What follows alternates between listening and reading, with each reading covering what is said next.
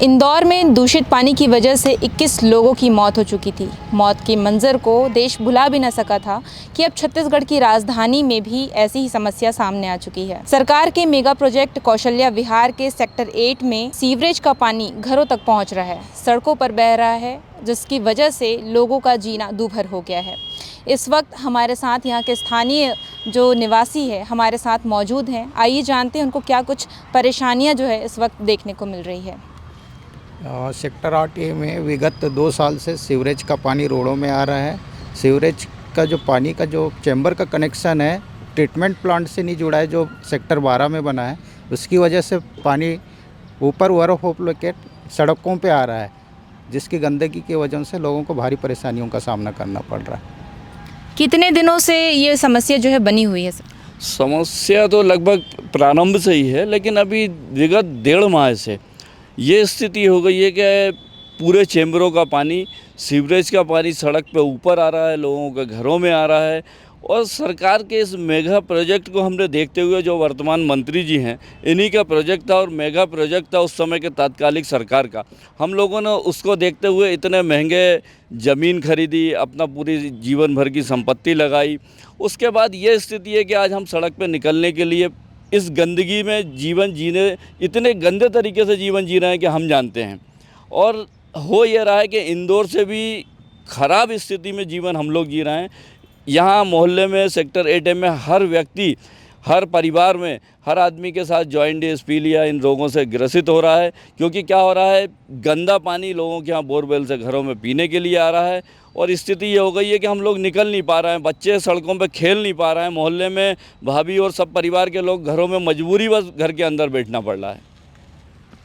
आपने प्रशासन से गुहार लगाई मदद के लिए, इस समस्या का समाधान के लिए, क्या कुछ उन्होंने किया? मैं विगत 1.5 माह से सहायक अभियंता आरडीए में जो हैं उनसे, सुपरवाइज़र से, इवन मंत्री जी के पीए से, परसों मंत्री जी के पास भी गया था, मेरी मुलाकात नहीं हो पाई, लेकिन उनके पीए से और सभी लोगों से मुलाकात हुई। कोई संतोषजनक जवाब नहीं मिलने के कारण मुझे मजबूरी बस आप लोगों के समक्ष उपस्थित होकर ये घटना करना पड़ रही है कि सरकार जागे, आरडीए की नींद खुले। और जिस प्रकार से वो सो रहे हैं, मैंने उनको ये रेफरेंस हवाला भी दिया कि इंदौर की घटना छत्तीसगढ़ के कमल विहार सेक्टर 8 में निर्मित ना हो, ऐसा ख्याल रखें। उसके बाद भी वो नहीं जाग पा रहे हैं। आगे आप लोग घरों में जो है पीने का पानी कैसे मैनेज कर पा रहे हैं? पीने के पानी की तो बहुत समस्या हो गई है, क्योंकि पीने के पानी में जो पाइपलाइन है, इवन बोर के पानी में पूरा सीवरेज का पानी मिक्स हो रहा है, जो हर घर के लोग बीमार हो रहे हैं। और जिन लोगों के घरों में सबसे ज़्यादा प्रॉब्लम है वो लोग तो बाहर से ख़रीद के ले आ रहे हैं पानी, ये हालात है। और जिनके घर में नहीं है तो वो किसी के घर से अरेंज कर पा रहे हैं कि चलिए ठीक है हम ले लें पानी, और सभी कोई बीमार हो रहे हैं, ये हालत है। और सरकार कुछ नहीं कर रही है यहाँ के लिए। आज सुबह ड्रेनेज के लिए जो है लोग आए हुए थे, कर्मचारी यहाँ पर पहुँचे, ड्रेन किया गया चैम्बर को। उसके बाद क्या कुछ सुधार हुआ है स्थिति में? वो बस उन पानी निकाल करके वो दूसरे उसमें शिफ्ट कर देते हैं। पानी तो सूख जाएगा, लेकिन वापस फिर पानी भरेगा, उसके लिए क्या करेंगे? उसके लिए तो आगे ऑफिसर लोगों को ही ध्यान देना पड़ेगा ना। चैम्बर को खाली करवा के, उसको क्लीन करवा के, फिर उसके पानी को अलग निकलवा के ये करना पड़ेगा। और ये तो सॉल्यूशन नहीं है कि एक दिन पानी निकाल दिया तो ठीक हो गया, बाकी घरों का पानी वापस आकर के उतना ही इकट्ठा होगा जितना कि आज था।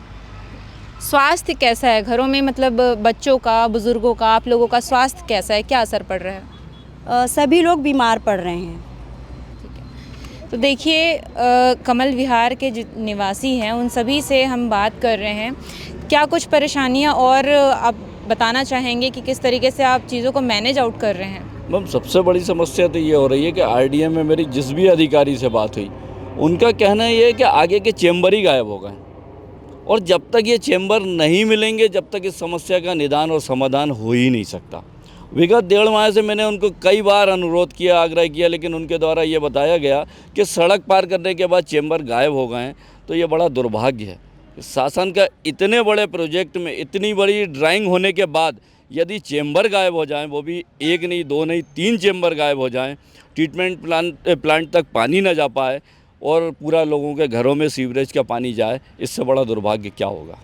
क्या कारण बताया जा रहा है कि चैम्बर गायब हो गया, मतलब क्योंकि ये बहुत ही प्लान किया हुआ जो प्रोजेक्ट है कौशल्या विहार, उस पे इस तरह की जो लापरवाही देखने को मिल रही, क्या कारण हो सकता है? वो ये बता रहे हैं कि सड़क बनने के दौरान या पाथवे बनने के दौरान उसमें दब गए हैं, लेकिन यह हमारा काम नहीं है कि उसको चिन्हांकित करें, ढूंढें। मैंने कई अवसरों पे उनको आगाह भी किया, बताया भी कि ढूंढ लें, तो मुझे यही आश्वासन मिला कि बस मिल गया है, कल से काम होगा। लेकिन विगत 1.5 माह हो गए, अभी तक काम चालू नहीं हो पाया।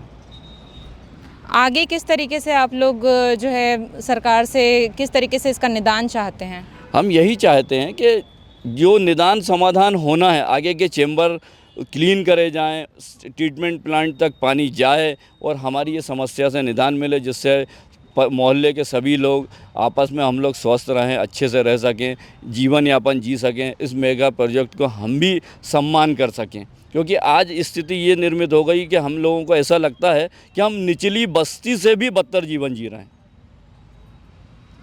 तो देखिए जो सेक्टर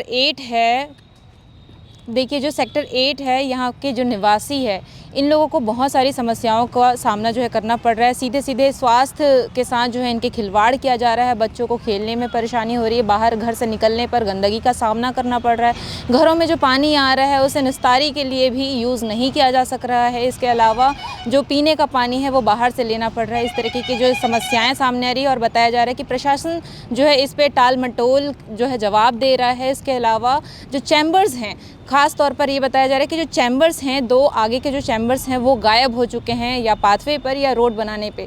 तो इन सभी चीज़ों को लेकर के सरकार अब किस तरीके से एक्शन लेती है, कितनी जल्दी कदम उठाती है कि किसी प्रकार की जो है यहाँ पर जनहानि ना हो, ये देखने वाली बात रहेगी। कैमरामैन सुरेश के साथ मैं प्रियंका साहू, CG अनफिल्टर्ड, रायपुर, छत्तीसगढ़।